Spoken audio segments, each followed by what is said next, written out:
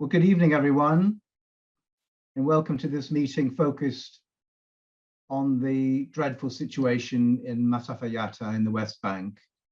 My name's Barry. I'm the Secretary of Brighton-Palestine Solidarity Campaign, and BHPSC is very pleased indeed to be hosting this meeting. We're especially pleased to be joined this evening by two comrades, one speaking from Masafer Yatta and one from the UK, and they'll be able to give us insight into what's going on and what we can do to help. Just a few quick points about the meeting this evening. First of all, we are recording this meeting and we will be posting the recording on our YouTube channel as soon as possible after the meeting. Once it's posted, we'll announce it on all our platforms, including our website, brightonpsc.org. If for any reason you don't wish to appear in the recording, please make yourself anonymous in whatever way you see fit. Second, we hope to have time for questions and comments from the audience. So if you'd like to contribute, please post in the chat and preface your comments with the letter Q so we can spot it easily. Or once we open that up, you can click on the raise hand button, but please don't do this till we've got to that point in the meeting. We're aiming to finish the meeting at 8:45 UK time, 8:45 UK time at Basil's request, because of course it's already 9:30 at night in Palestine. Now, our two speakers this evening are Basel Adra, speaking to us from Masafer Yatta. Basil's an activist and a journalist, and we're very pleased indeed that he's able to join us this evening. And we're joined by Joan Neary, who spent 3 months last year in Masafer Yatta as an international observer with the Ecumenical Accompaniment Program in Palestine and Israel.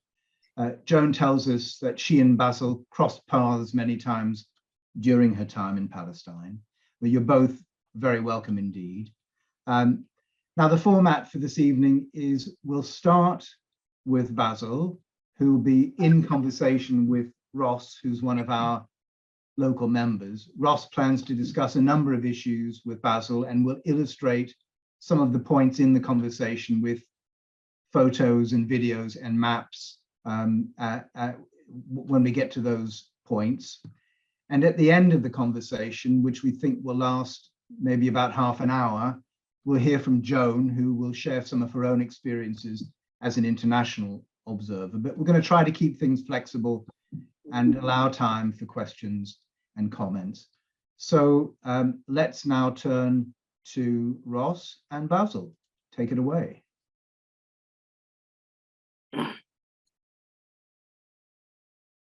Hi, Basel.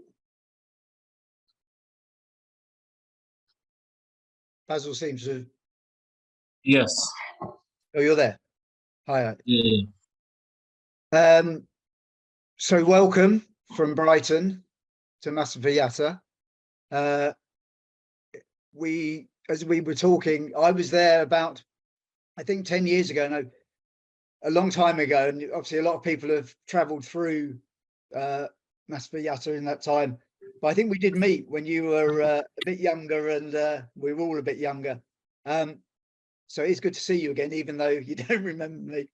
But I just thought we would, to cover some of the areas, sort of the background, different aspects of life, where people are living in the South Hebron Hills, so you can give us a picture of all the different aspects and the threats and the risks and the what's going on, on the ground there, and how how hard life is, and of course the imminent prospect of the Israeli expulsions hanging over 2,000 people, 1,500, 2,000 people. So anyway, do you want to give us a little snapshot of yourself and of you? Do you want to describe yourself, Basel?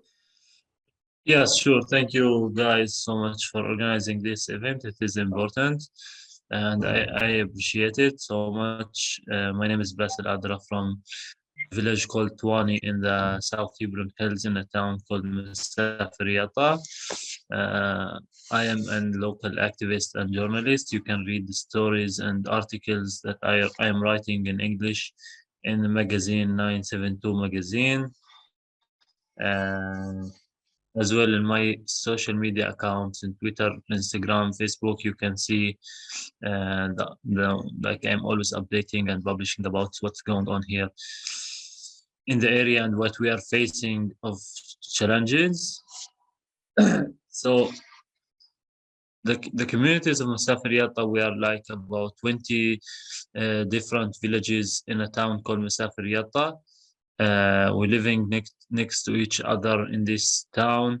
Uh, the livelihood of the residents of Masafer Yatta, mainly it's farmers that graze sheep and goats and camels, and they also plowing their land, planting trees. This is like how the livelihood of the residents always have been as farmers. It is start to be affected mainly in 1967, where the Israeli occupation army controlled and the area occupied the West Bank, East Jerusalem, and Gaza, and the communities of Masafer Yatta as well start to be under the control of Israeli military occupation. And mainly the livelihood of the residents of Masafer Yatta start to be affected by this brutal occupation earlier in the 80s. I want to say three like main actions that the occupation did at that time and affecting our life until today, and it will continue to affect our life and continue to harming our daily life. First action was to take is to designate thousands of dunums of our lands as a state land. They take like this land that the people using for grazing their animals, and mainly let's say the mountains where the people use this land to graze their sheep on it, to steal it from the Palestinians and to declare it as a state land. The second designation, they declared 14 communities of Masafer Yatta among the 20 as a firing zone, harming directly the international law and the international human rights laws, to declare like a 14 communities with its own residents, with its own life as a firing zone, like to turn all the life of the people and all their communities, their fields, to be a firing zone for a foreign military that will come and start to do military exercises within and between the communities and the houses in 14 communities. The third thing, they start to build in the area where they declare as a state land, that they steal it from us, and to make it state land, they start building the settlements and bring Israeli settlers to live inside this settlement. So this is how it started by the Israelis legitimizing of like stealing our land and to expel us and to evacuate us from our land as a Palestinians. This is like taking this land, it's harming mainly the livelihood. It's like chasing the land is very important for the living resources. And for sure, after that, it started, for example, the settlers who live in the settlements start to use the physical violence against the residents who would come, who live nearby in the communities, or the shepherds who would go to their fields, or the students who's going to the school.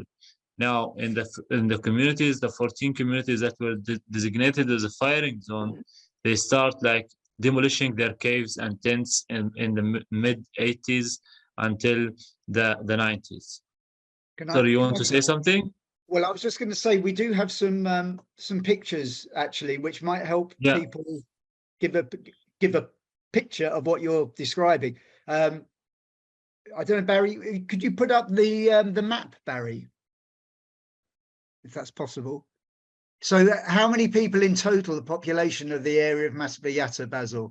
In Masafer Yatta, about like 4,000 residents live in these 20 communities. Okay. Within the firing zone, there's like 2,000 residents at least. And as you said, so most of the people work in farming, shepherds. Yeah, this is how the livelihood used to be of the residents, and still like, but it is harmed so much today, but still, and they keep harming it. So because of first stealing the land and cutting the water, this is like prevent the people to continue with their livelihood, or hardly like to continue with their like livelihood, to keep it as farmers. So what happened mid 90s, there was like agreement, as you all know, also agreement between the PA and the Israeli government. That agreement divided West Bank to 3 areas: Area A and Area B and Area C.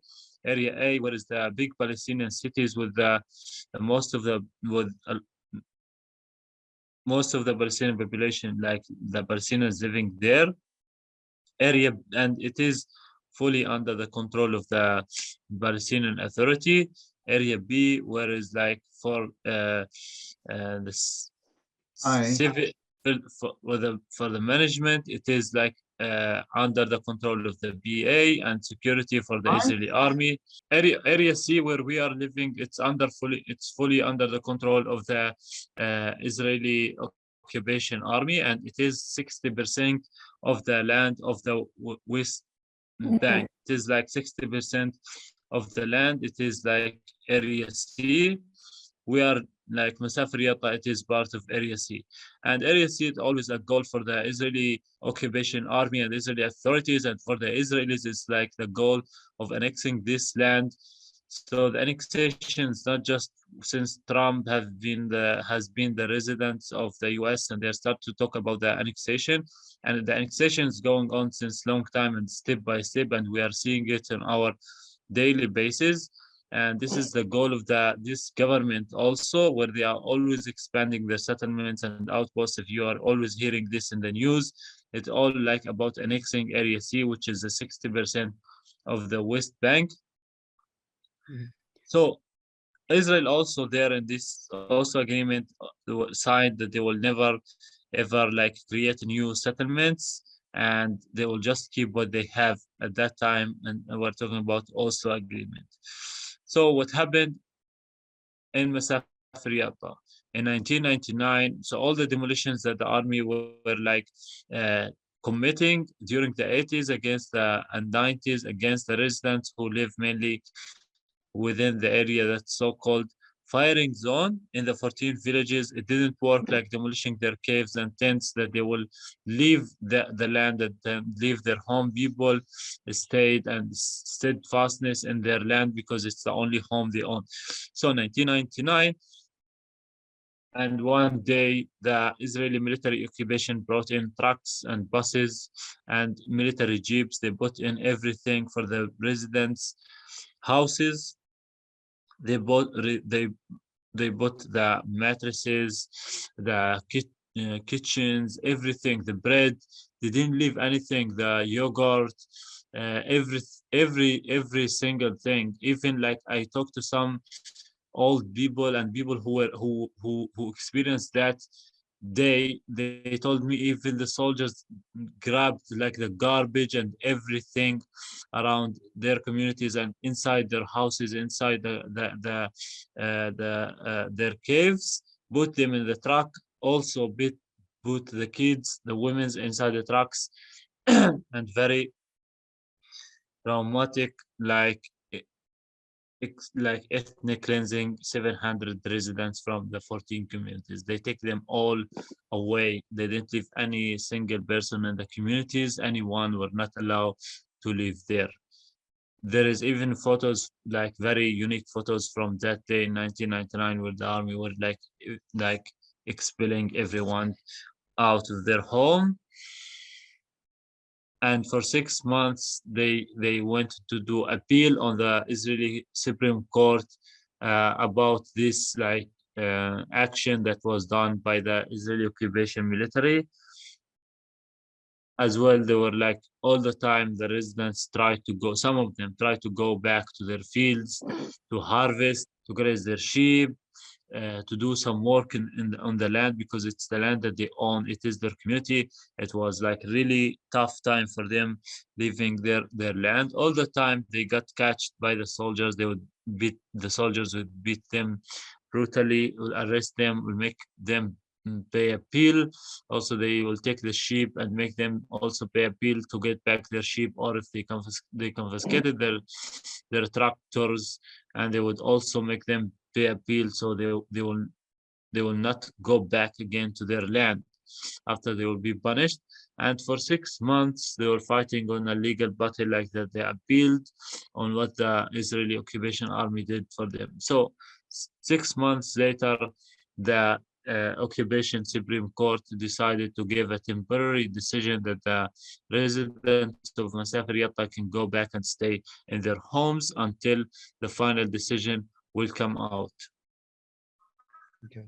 So they went back, they start living in their homes, in their caves, in their tents. Within that, the Israeli government starts a new policy of not settlements, but building an outposts, which is each settlements almost they connected it with the outpost, and even there is outposts around here that they are not connected on. For example, my village Twani, before the outposts, we had a settlement next to us that they start building it in the 80s. It's called Ma'on. Since 2000 until today, we have Ma'on settlement and Khabat Ma'on outpost and Abigail outpost. So 3 instead of 1. So you can imagine how it improved and how this, yes. Yeah, I think we have some. Have we got some pictures now? Can people see those? So I don't know whether. Yes, Ross, we've sorted pictures. Yeah. Apologies to everyone. I don't know what the problem was, but we're now good for photos. So would you like maybe we could just quickly. So if we have picture slide 1. Sorry, Basil, this is just because, and it might just help people. It's fine. Yeah. Get a picture of. So I'm not sure which. So that's one of the Palestinian villages. I'm not sure which one it is exactly. Basil, do you? So, yes. This village, it is like Jinba community. It is like very close to the Green Line. It is like within what's so-called firing zone, but it's part of Masafer Yatta. The residents have been living there all the time. So guys, if you look at the structures, all these structures, all of them in all the communities are like under threat of demolitions, and always under these structures or nearby there is the old caves that they are digged on the stones. I think we've got some pictures of the caves, number 2 and 3. So do you want to say a little bit about the history of families living in the caves, Basil?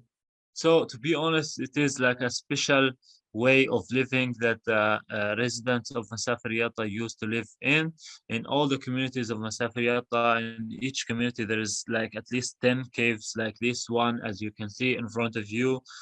And this is like, some of these caves are over than 100 and 200 years old, and it is a special thing for Masafer Yatta. To be honest, a lot of them are not any more able for living inside it because of the because they are digged in the stones, and like tens of years have passed, and since they are digged as well, families are growing, as you know. and it's not easy to dig cave today. So they want to build a home, they want to have electricity, they want to have water, and all of these are prevented and are always considered illegal for the Israeli occupation rules. So the only way for us to live is to create this illegally. But it is like we don't choose the laws that impose on our life that prevent us to have water and to prevent us to have electricity and preventing us to have homes on our land. These are not laws, these are not justice. This is just a rules to ethnic cleansing us from our land. Because as soon as local people, if you built water connections or electricity connections, the Israeli authorities see those as illegal, and they would be destroyed immediately, won't they? Yeah, I just want to mention to the people that we even this like military rules that impose on our life by a foreign army, we always go like after them, and we always ask for requests for the water, for the electricity, for the building permissions. Even we are building on our land, and even we are Palestinian residents, not Israeli residents, and to be controlled by a foreign army and occupation army, it is illegal for the international law. But even though we go and we always ask for these requests, and you don't know, like we like waste so much money and time to get these requests. And before this government, this government, always we have been 98.5% of the Palestinian requests for building permissions are rejected. With this government, they said it very clear: zero permissions for Palestinians, zero demolitions for the settlers. Yeah. Okay. So this is just to understand where we are, like standing by the years, year after year, a day by after day, under this brutal occupation, what we are facing as a Palestinian residents. And this is, to be honest, like why we always angry about the international community who put pressure on Israel just not to change the status quo. But the status quo, it's good for everyone except for us. It is good for the international community, it's good for the settlers, it's good for the Israeli army, for the Israeli authorities, except us, because our homes have been demolished all the time. We are like always under the brutal occupation, and this status quo just make us suffer more and more day after day. You mentioned so you mentioned a few times the settlers, and specifically the settlement and settlement outposts that seem to have particularly aggressive settlers. I think slide number, the one of Atwani, Barry, number 6. Oh, it's very small. So is that where you are at the moment, Basil? Yes. Yeah. So Yeah. So Atwani is the biggest. It's a big village, has a school, has health facilities. So it's the biggest village in the Masafer Yatta area. But right adjacent to Atwani is a settlement, which I think is number 7. And you can... Yes. So literally, Atwani is behind us where the camera is looking. And that's Mahon settlement, Basil, on the hill? Yes, Mahon settlement, exactly. And that was built, when was that built? In the 80s, on the right, where you can't see, but there is like a trees and continue to a mountain of trees. This is Havat Ma'on, which is the outpost. Okay. So settlers, and these are settlers here on the path, aren't they? Yeah. I'm pretty sure. So other policy like to kick us as Palestinians out of our homes, to use the settlers' physical violence against us. Mainly it starts with these outposts that they built in 2000. And like, I mean, the increasing of the settlers' violence has started since these outposts have been like establishing on the ground on our land. So settlers would go as you can see in the photo, mask on their faces, with the sticks, also with guns, with whatever they want, from weapons and dogs. If people go there, like graze their animal or blow their land, settlers would go and attack them and would like brutally would chase them away. I just want to mention like that this is not just something fun or something you want to be terrorist and want to be violent. It is We've lost your something. sound, Basil. You lost my sound. Oh, that's better. Now, Yeah, now that's good. Yeah. I just say that this is not a group of settlers that want to be violent or terrorist against us as a Palestinians. This violence has a goal. As I mentioned, this where the settlement built, it built on the mountain, and the occupation law, it is legal to build this settlement here. But for the occupation law, still they can't confiscate the land down, not the trees, but like under the trees in the valley. They can't confiscate this legally. So what they do, they use the settlers' violence to go attack the shepherds or the farmers or the Palestinians who go to work in this land. And if the settlers manage to do this for 3 years to prevent Palestinians from blowing their land, then legally also this land will go like to the state and will go unfortunately to the settlers, and the settlers will be in this field and move to the field after it. I think we have So it is slide number 8, I think actually gives a good impression of so this is looking the other way. So this is looking from the hillside with the Israeli settlement behind us. These So are as you Israeli can see, settlers, and this is Atwani we're looking at. So they have freedom just to literally walk into the village, and very often do. so this is not walking. This was a big attack. They don't come to 20 to walk. They only come to attack. You can see this settler, he have a gun in his hand. He's very known settler, and he established the outpost, and he did all these attacks against us. You can see this settler also mask on his face.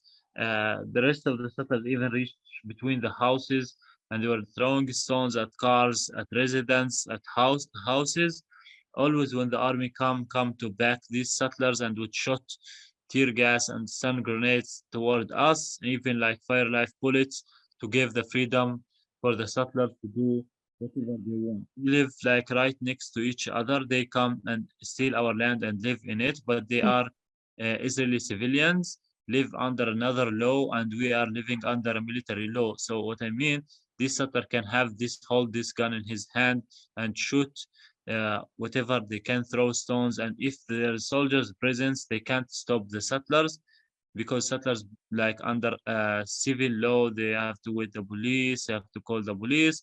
But if Palestinian try to defend himself or like his home, he can be shot, arrested, beaten up by the Israeli soldiers.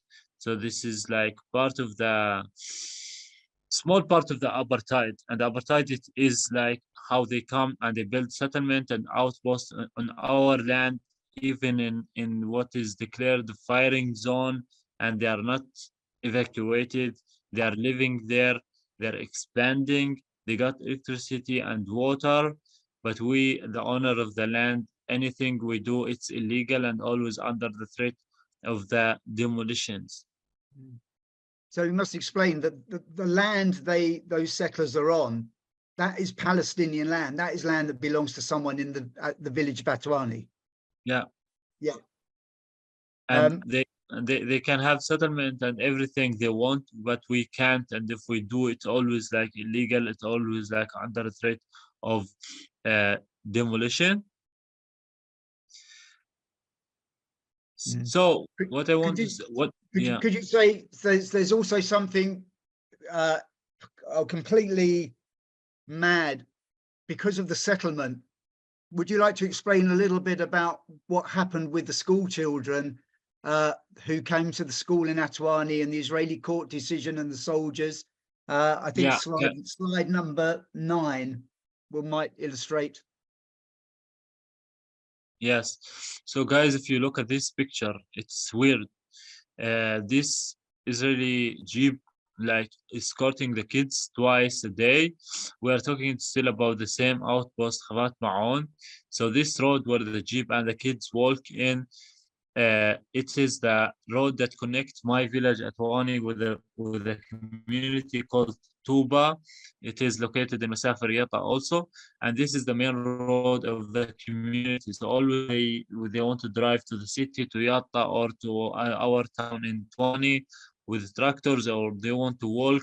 They come with this road. So because the settlers built like this outpost in the 2000, this road have been all so long like used by the residents, and anytime they use it, settlers go down, attack them, stab the tires of the tractors with knife, and like attack the people really brutal and very like crazy way. So the residents stop using that road, and they have to go with another road that take them like 40 minutes to get to my village. But with this road where the jeep and the kids are walking, it is like 15 minutes or 10 minutes, not more than that. So what happened because of this like attacks, the residents couldn't anymore use this road.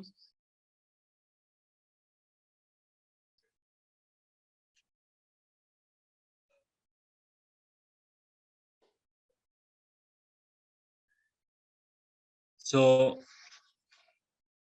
like the residents start to drive the tractors 40 minutes around all the communities to go to Yatta for 40 minutes the way. But the problem it's with for the kids who want to come to the school to be educated in my village in Twani, because they don't have school in their village, and the only school they have it's in Twani. So all the time they walk with this road, the settlers attack them. There is students until today suffer from the attacks in 2001, 2002, and 2003. Every time they go like walk with this road, always they got attacked by the settlers who we saw in the previous photo and from the outpost of Havat Ma'on. It continued like that. Residents used to escort them, and then Israeli activists used to escort them, and they all like got beaten up and attacked by the settlers all the time. Until one day in 2004, there was like one American and one Italian activist that escort these kids, and they all got attacked very brutal by the settler, including the American volunteer that was escorting them.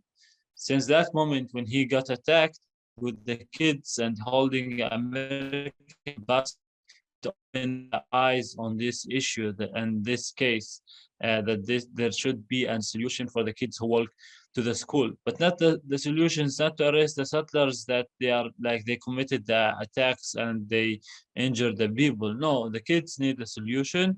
So the solution was to bring this jeep, as you can see in the photo, to escort the kids twice, one in the morning and one in the afternoon, to protect the students from the settlers' violence. So the state of Israel knows that there is settlers' violence, but they don't stop these settlers, or they don't arrest them, they don't send them to jail. No, they brought an Israeli army jeep to escort the kids. If you look deep in the photo, it's so stupid decision, because this army that now pretending to protect the kids from the settlers attacks, and even the settlers keep like attacking the kids while the army presents there. But this army, they come to demolish these kids' homes. They come at their home at night and like arrest their father. They go after them in the field when they are with their sheep and chase them until they bring them home back. Like they practice violence against them so many times in a day, and only 2 times a day, one in the morning and one in the afternoon. They're pretending that they are protecting these kids from the settler violence. This have been going on since 2004 until today. It's like almost for 2 decades that this is going on. The suffer of these kids was not. This is not a solution. a lot of time the soldiers doesn't come. You know why? Because they are busy with demolishing homes around in Masafer Yatta, and they said we don't have enough forces to escort the kids. We are escorting the bulldozer to demolish the houses in Masafer Yatta. A lot of time the kids are waiting there in their community and missing their classes and exams. A lot of time after they bring the kids to my village in Twani, the kids will wait hours under the sun until the soldiers will come back and escort them back to their home. And this have been going on so long. We have a video. I don't know whether is it a bit of a faff for the videos, Barry, or should we carry on?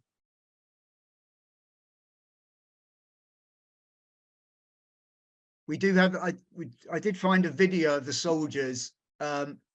You've probably seen it before, Basil. It was the one with the school kids. Yeah. Let me try. Keep talking. See, because it shows just the arrogance and the. But I remember when I was there, one of our jobs while we were in the village was to make sure the soldiers did what they were supposed to do, even though it was the irony of the Israeli army protecting Palestinian school children from attacks by Israeli settlers. I mean, you couldn't, it's unbelievable. But when we were there, so many times the soldiers were late, the kids were, waiting in the really hot sunshine and still had to walk 4 kilometers or, back to their homes. And the soldiers literally didn't care. I mean, they were bored and they had no respect for this was the children's education that was suffering. While we, let's see if we've,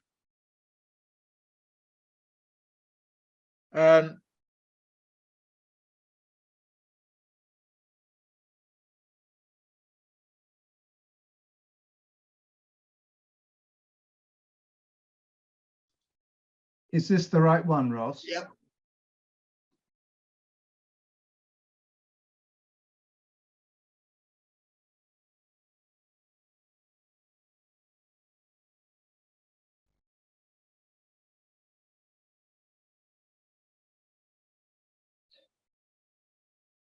So that's the road that the kids walk down. You can see some of the kids.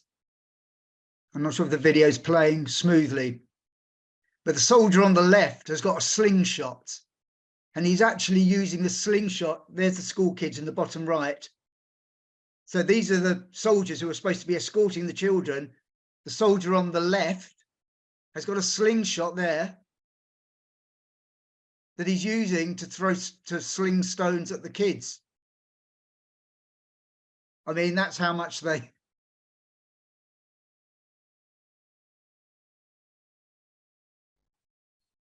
And this is the part of, the children have spent all their school years.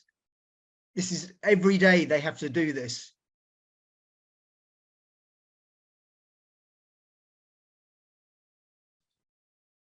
Always with a threat that if the soldiers aren't there, they will be attacked by settlers. Would you like to talk a little bit, maybe, I mean, obviously the pressures of everything, the settlers, the army. Would you want to talk a little bit about the firings? Can we get the map out, Barry? Now we've got the, is that possible?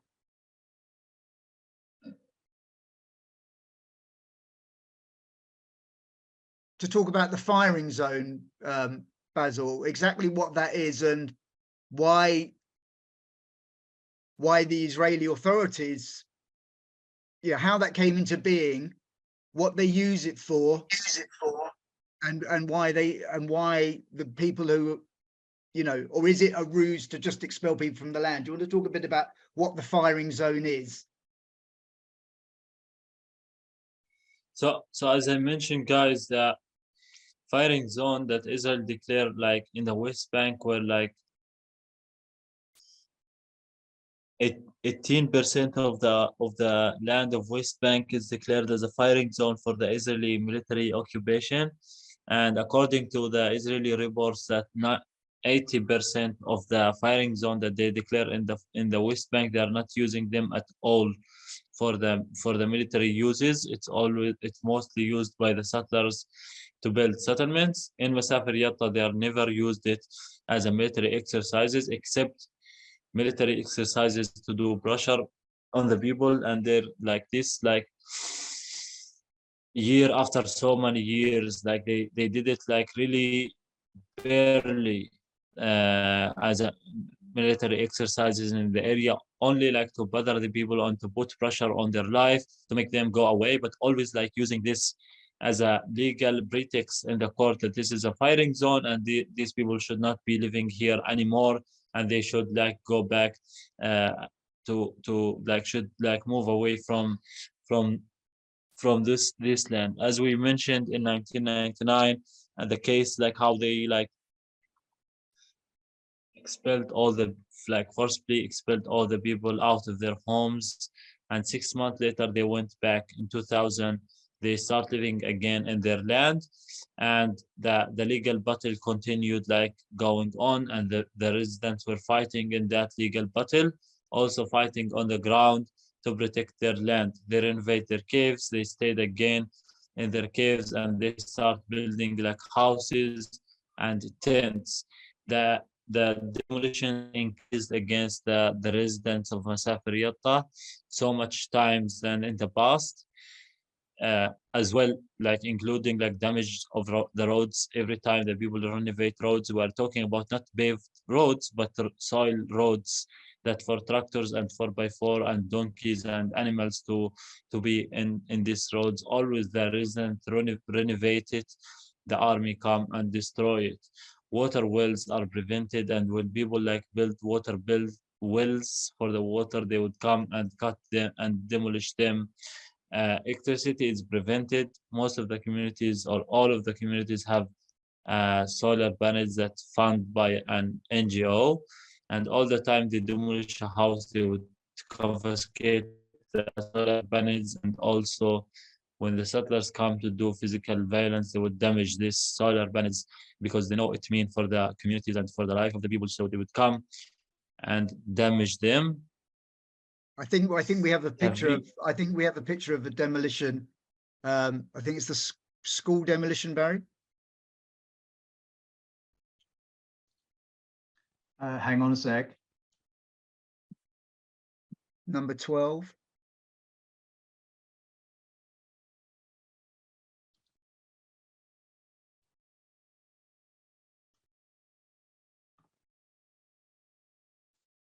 So how many? Sorry, how many demolitions have taken place, and how many demolition orders are there currently?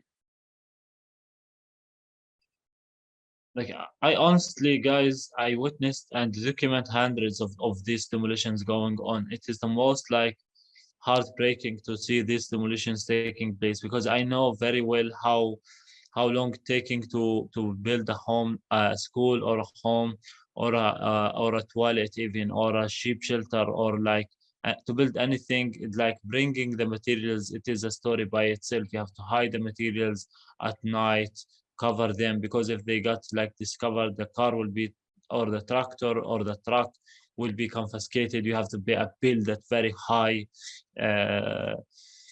Like so many things. I have to build it at night to avoid the army raids and the confiscations and the arrests. So this school that was demolished like on November, this like take the residents at least 2 months to build this building, and hiding the materials, and easily they would come like in 10 minutes just demolish this school. This school was demolished in November. I was there and filming this like demolish.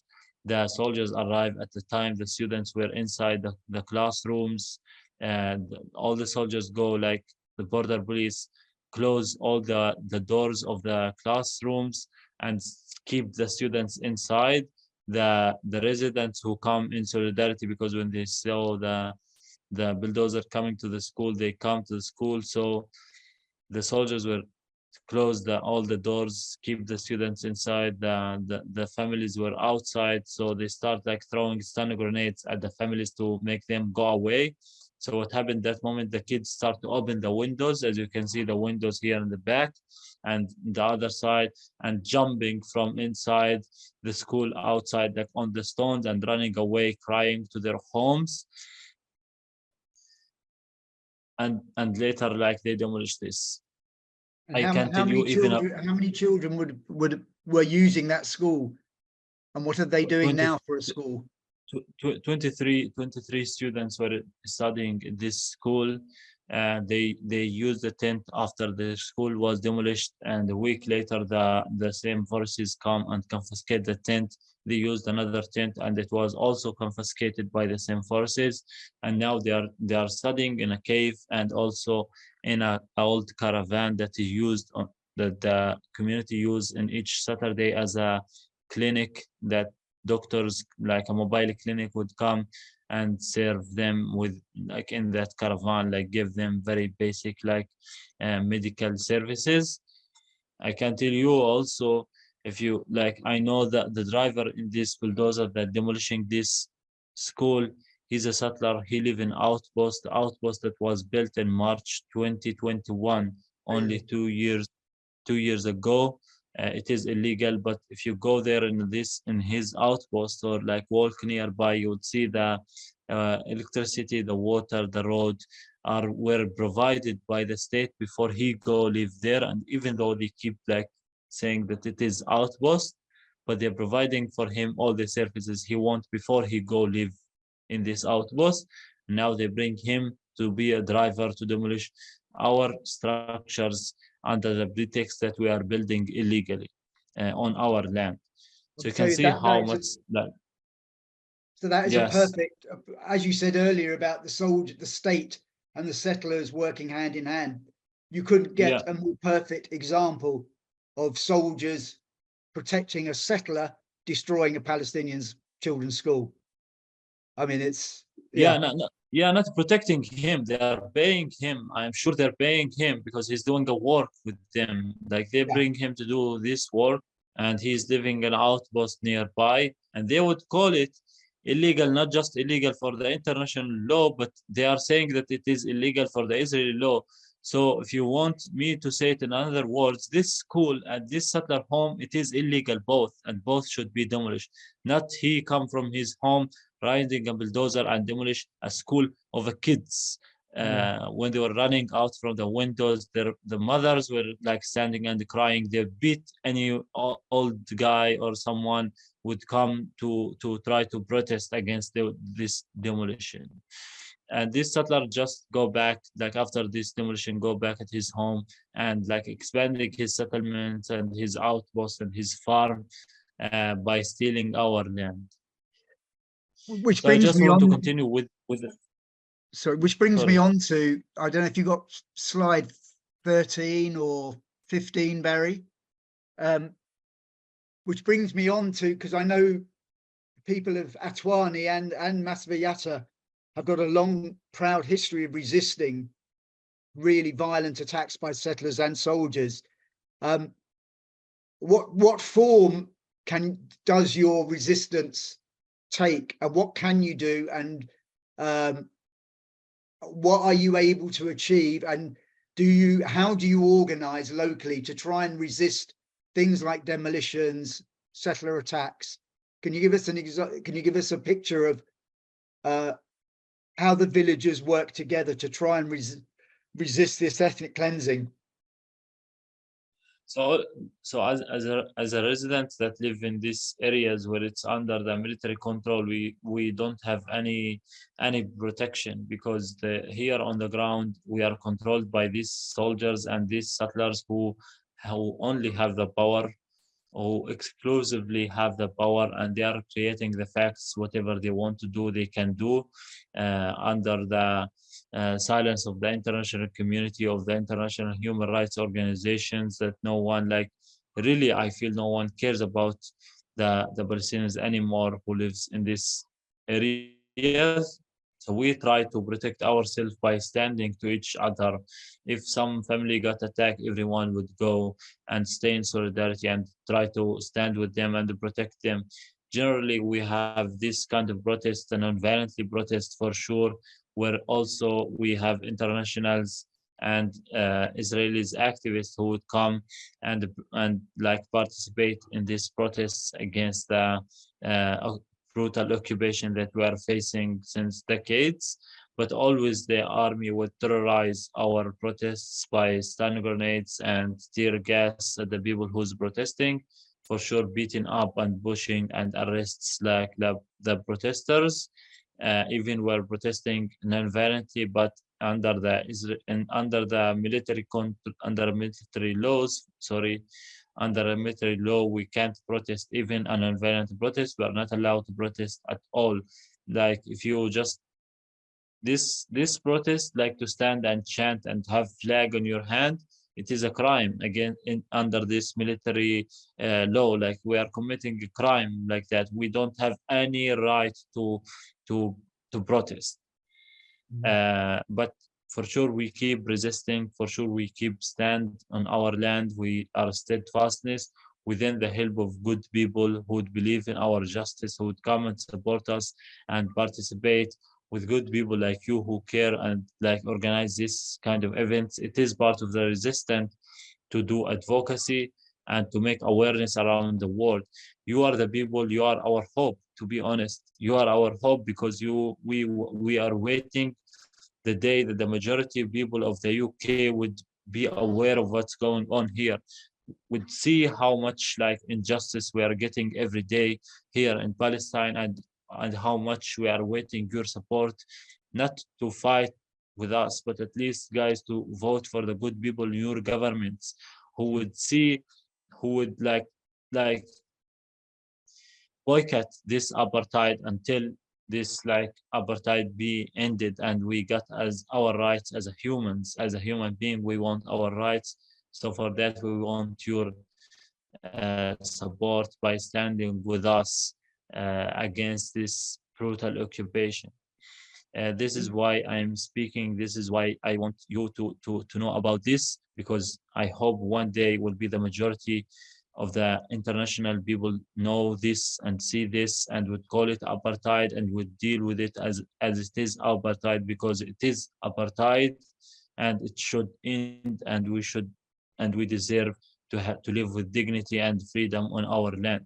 I am a 26-year old, and since I born until today living this life, I've been witnessing these crimes. I became documenting it as a journalist, became attacked many times by these soldiers only because I use the camera, only because I am activist and talking to people. I am personally threatened soldiers. I'm doing what I'm doing, and I am doing this to make our voices and our stories and our pictures and our videos reach to people like you, to get your support, because we do need your support so much. And I'm back to say, you are the hope. I see the solution come from the people who would see this and would not be silent, would like do something to stop it.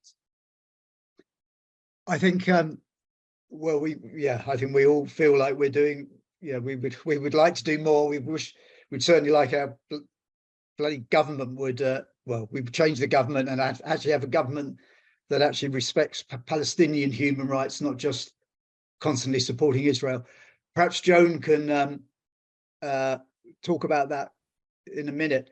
But you mentioned about the brutality of the occupation, and I did ask you previously whether you were okay me bringing this up, but people may have been aware at the time, 2 years ago, a Palestinian from Masafer Yatta was seriously injured resisting Israeli soldiers. We do have a video. He was actually a neighbor of Basel's. Are we able to get the video up of Haran Abu Aram? So he's pretty much the same age as you, isn't he, Basel? I think. Yeah. Do we have the video? Yeah. So in 2 years ago, do you want to tell the story of what led up to the incident, Basil, before we show the video? Yeah, so this is like a guy, his name Harun Abaram. 2 years ago, he was like sitting at his home in the cave. His neighbor and his father were working on building a shelter for his neighbor. It was January 2021, the first day of the year. When one like army vehicle and civil administration come to stop that work and to confiscate tools that they're using, and they were using a generator for electricity to continue the work. So Harun heard from his house the shouting between the soldiers and his father and his neighbor.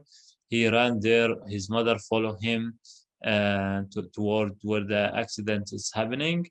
So the soldiers start like taking the generator to take it in the car, and Harun will grab it from the soldiers, and the soldiers will grab it from him, and they start beating him. I think we can. This is exactly the video of this incident.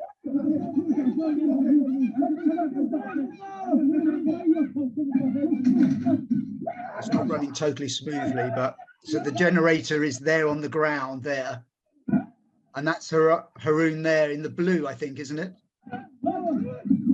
Yes. They're trying to pull the generator back away from the soldiers.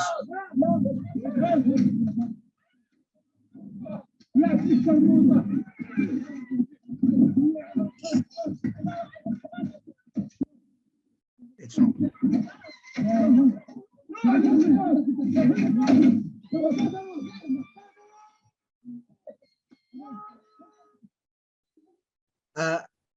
And at that point, we hear a gunshot. Do you want to pick the story up, Basil? What happened?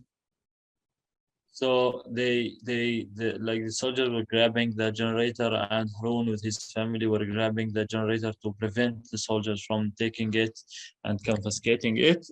At one moment, one soldier like catch Harun and shot him from shot him with live bullet in his neck and leave him like bleeding on the ground.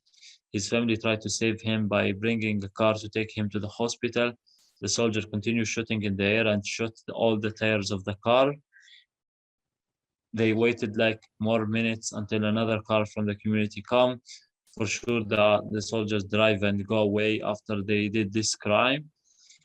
The family put Harun inside and take him to the clinic and then to the hospital in the city. And since then, the family and Harun start suffering. He was paralyzed from his neck and down to all his body, and he stayed in the hospital for at least 9 months. His family would go and come every day, visit him. His father stopped working. Like all their life were like damaged, like literally damaged, like to go because they lost their son and he was paralyzed. Then they bring him back to the cave. They ask for permission to have a room and a bathroom for him to treat him well as a paralyzed guy, because you know how much like health care he need, and like as a paralyzed person need like extra care about him. It was rejected, and his family suffered so much, like taking him inside the cave and outside. Even like they used like unregistered car. We call it like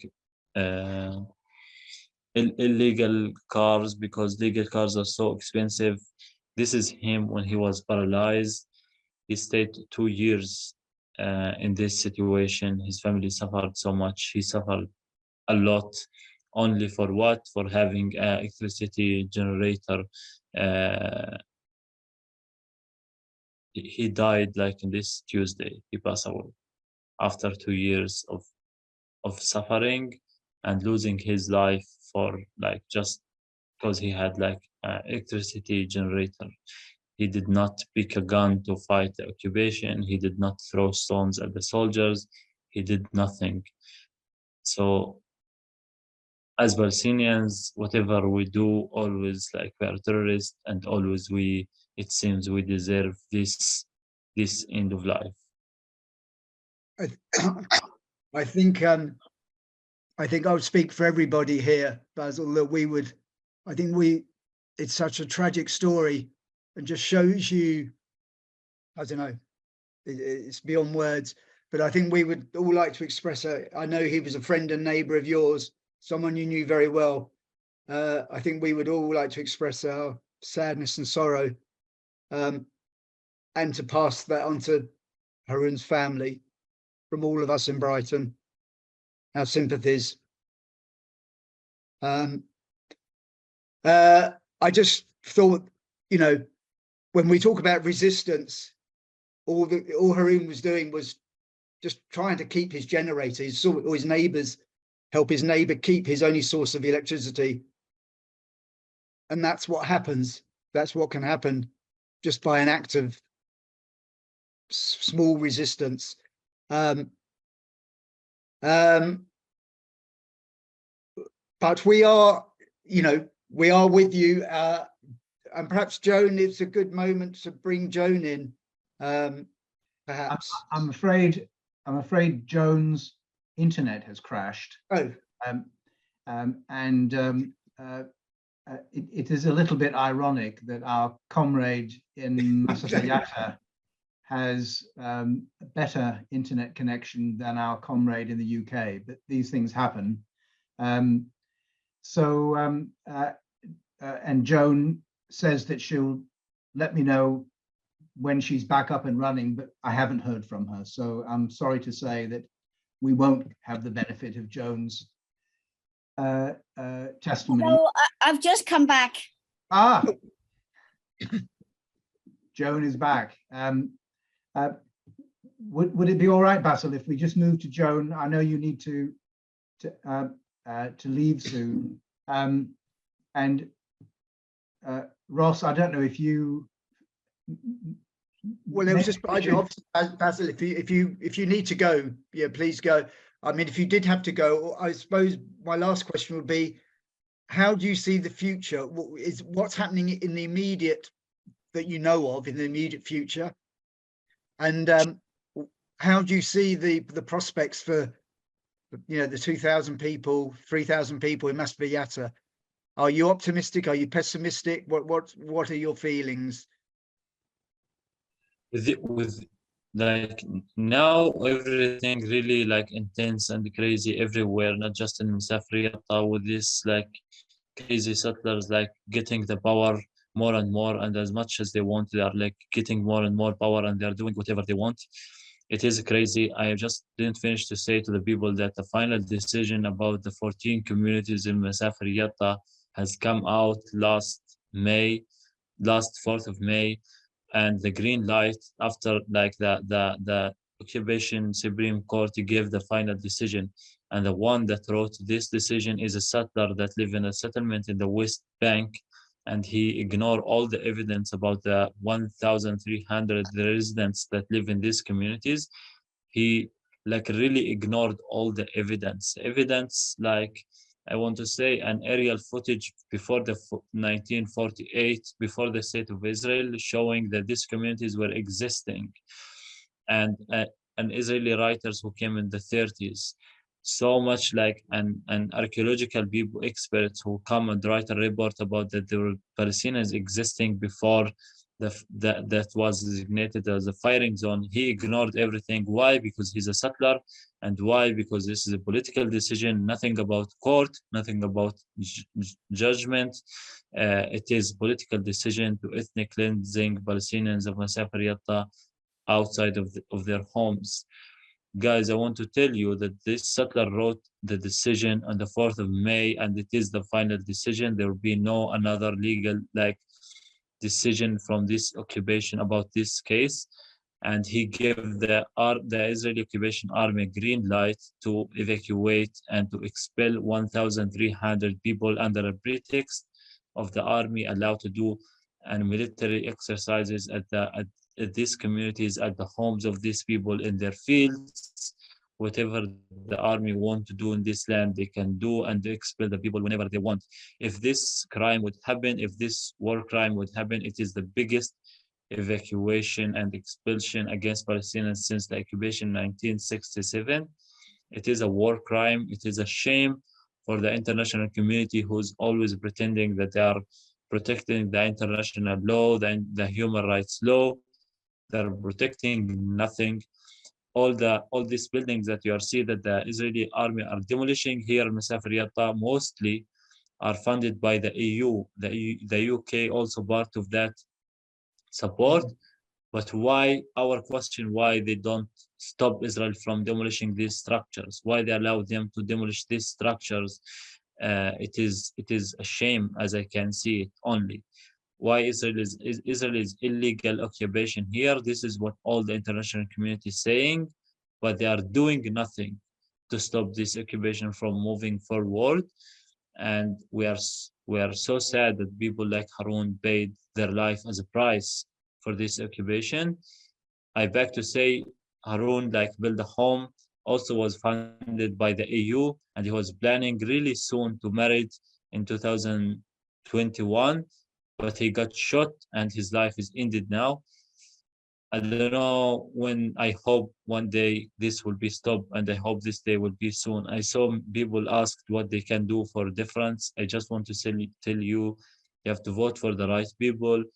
Do whatever they want. You can. I mean, share our stories, our posts, talk about Masafer Yatta, send messages if you can to your representatives in the parliament to put pressure on this brutal occupation, and they can do if they wanted to put pressure to stop this occupation. I beg to say, you are our hope. I don't see that there is other solution. We are steadfastness. We are paying a price of being in our land, because this is the only solution we can. This is almost all what we can do, but our hope is in people like you that would like one day make a change. Okay. Well, I think. Thank you again. Well, no, thank you for spending your time, your evening. I mean, maybe that brings us on to Joan, because I know one of the things you have had a pretty much constant presence of international activists in Atwani and Masafer Yatta for many years now. Italian activists have had a house in Atwani, I think. I'm not sure whether they're still there. But perhaps Joan can. I think. Yeah. Bye, Basil. Thank you. But just to say, Basel has to go. Joan, it's great that you're back with us. But I think if we could just thank Basel from the bottom of our hearts for his heartbreaking stories. And I hope it goes without saying, Basel, that you are in our hearts. We stand in solidarity with you. We are very moved by what you've said, and we are grateful to you for joining us and sharing that with us. I think, Becky, if we could just unmute everyone so we could show our appreciation to Basel before he has to go. Thank you, Basil. Bye, guys. Thank you, Basil. Thank you very much. If people want to unmute themselves, they can. Thank you so much, Basil. In solidarity. Thank you, Basil. Thank you. Bye. Bye. Sorry, Joan, for your technical issues, but pleased to see you back. We do have a little time, and hope that you are technically able to stay with us to share some of your own experiences in Masafer Yatta last year. It's a shame I missed the end of Basil's talk, because and I won't repeat. I'll do a very little bit, because we actually, one of our duties was doing the school patrol, which was meeting the children he talked about coming in from Tuba to Masafer Yatta. So we used to get up in the mornings to be there at 7:30 when they arrived at the other side of the settlement, and we wait, and the army came with them by the settlement, and we walked with them to school. But our job really was to make sure that the army turned up, because they couldn't be guaranteed. Sometimes the children would be left sitting for hours. And in recent weeks, since we came back, the children had exams, and the army turned up every day late during the exams. So those are the kind of daily brutalities. And while talking about children, I mean, I just found it, there aren't words for me to say. You saw armed soldiers outside schools pointing guns at small children. I mean, I just thought, what are children doing that requires, but we know it's all about fear, and all of their kind of onslaught on young people and education was so noticeable. Like, in Masafer Yatta, teachers were having their cars confiscated because they were coming in from Yatta or other towns, and so then making it really difficult for them to get to the schools. Children were getting stopped at checkpoints, and sometimes the bigger children were held for hours. And the teachers describe, drones in the firing zone, army activities around the schools, frightening the children. So their attack on schools doesn't at all seem to me to be accidental. And people told us that, the school is really an important element, or, a school in a community holds the community together. And as soon as the school goes, then community leaves. I mean, the other thing is, if children are harassed enough, the families will move out of the area, because they don't want their children having to deal with. And people talk to us about the sort of the kind of hassle that children had going to school, attacks, being followed, so no parent can live with that kind of thing. So some families did move into Yatta because they couldn't cope with it. So anyway, so that's really just continuing on from him. I don't have words to describe what it looked like to see army around small children.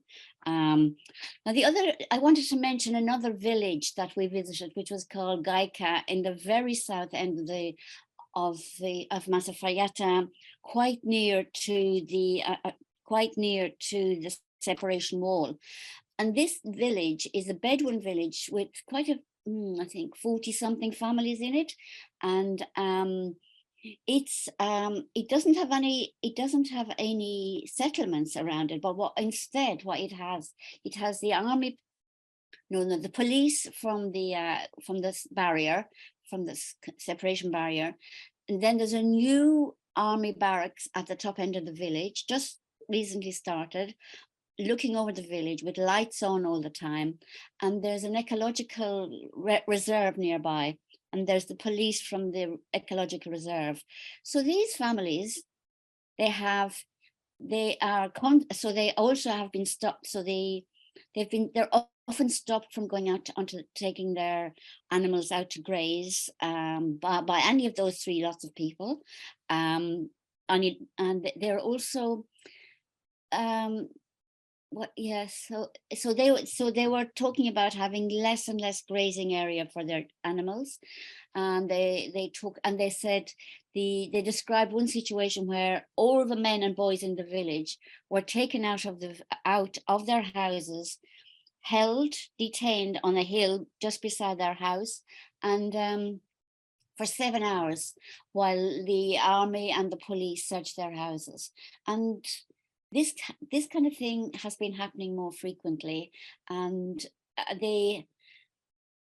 things like army trucks passing through the village, people being stopped, houses being searched, and the school. So they said, one of the men described the situation as, he said, it's like Gaza here.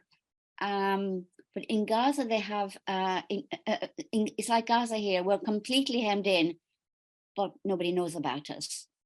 Gaza's bad, but people know.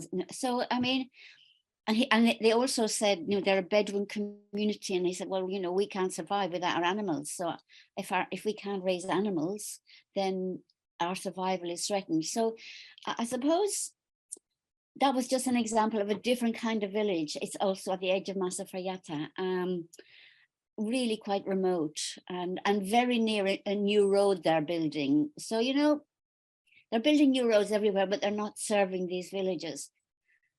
So I suppose reflecting on everything, I was really left with the feeling of who protects the Palestinian people. You know, they get the settlers come and do whatever. They go to the police to complain, and as likely as anything, they get arrested and be blamed for anything that happened. We had one family who we visited. I've forgotten his name. The man had helped. There was a fracas. It was in Atatwani, and the man in the family went to interpret because he speaks Arabic and Hebrew, and he went to interpret and to try and explain what was going on, and got arrested, and he got held overnight and driven around and really treated badly, and he was injured, and a week later he had his house demolished. So like the kind of constant, brutal, cruel, vindictive behavior. I mean, it was really horrendous actually. And I just, it's impossible to imagine how people live with it. So I can answer questions. The other thing I wanted to mention was women. We often don't talk about women. There's a very nice film on YouTube called The Women of Masafer Yatta, if anybody wants to look at that. It really shows you a bit of women's lives. But, you know, women are they're the mainstay. You know, they're silently holding the families together, you know, living with the fear that their sons or their husbands will not come home that night. You know, sort of dealing with the sort of, what felt like mourning when the house is demolished. Felt like they just are dealing with that and the feelings, supporting children. I mean, so I met some great women, and they're not famous or known women, but they were kind of women running shepherds, you know, farms, or women looking at single women. One woman who runs her farm while her husband is away in working in Israel, and that's happening quite a lot. And for those women, if they're living near a settlement, it's really difficult, because she had several times the settlers come and surround our house, just stand around the house, and anyway. So I think could I ask you, Joan? Could I ask you, Joan, what you saw, or what you saw your role and the role of international activists in a place? Because one of the problems is it's so remote, the people are very isolated and vulnerable.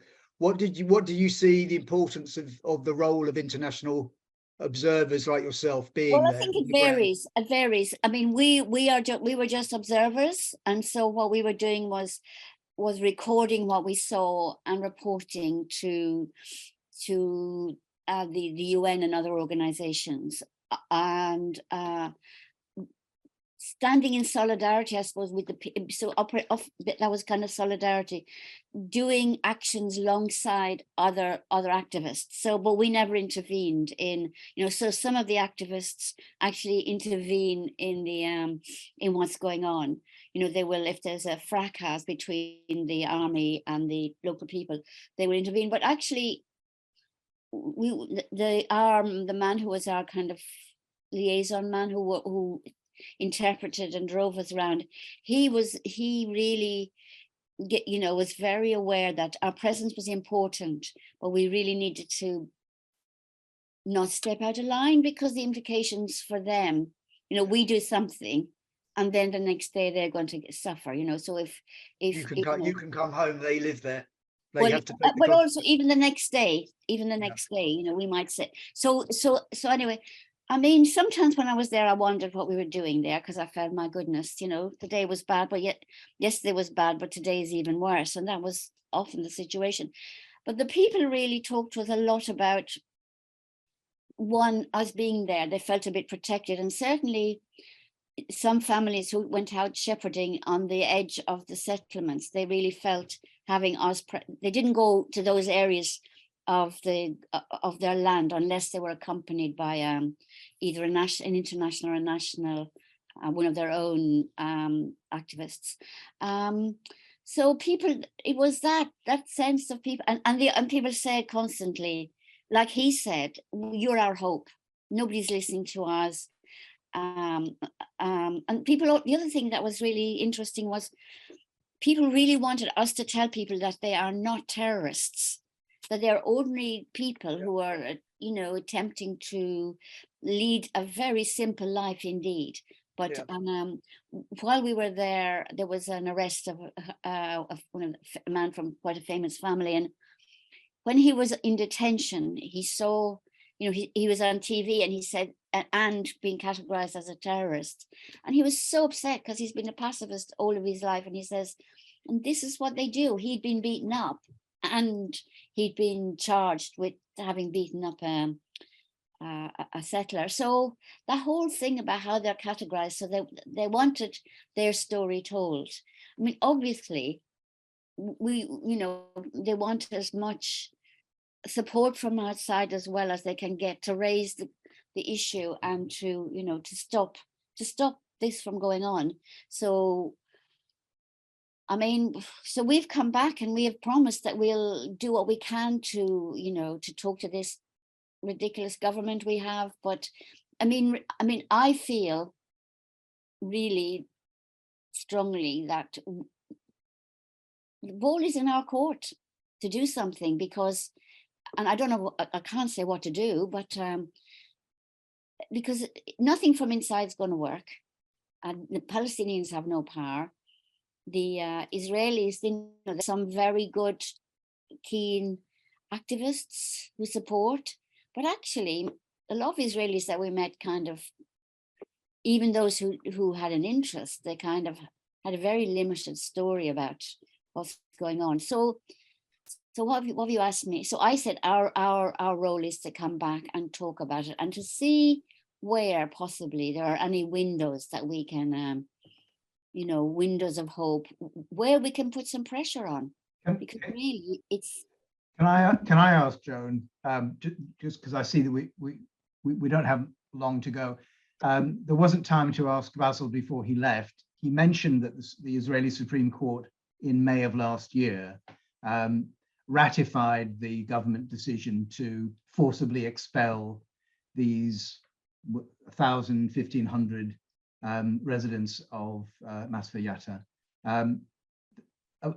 Do you have any sense for our collective benefit as activists, what kind of timescale we're working to here? Is there any indication of, I should say when rather than if, when that decision will be made operational and the forcible expulsions begin? Do we know this? Well, I think that they're not going to do it in one day. I mean, they're doing it slowly. I mean, already, you know, like there was a school demolished just before I left. It's been rebuilt, mind you. They were, you know, so there's, and Palestinians don't think it's going to happen in one big, because that looks pretty awful if they do a mass expulsion of people. So it's slow and gradual, and it's that kind of brutality, you know, things like areas that had never had any problems before with settlers were having them. You know, the army, if there was a little incident, the army would be in and they'd sweep through every house.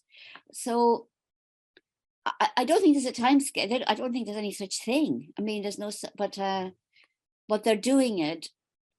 They're doing it incrementally, gradually and incrementally, and it's happening.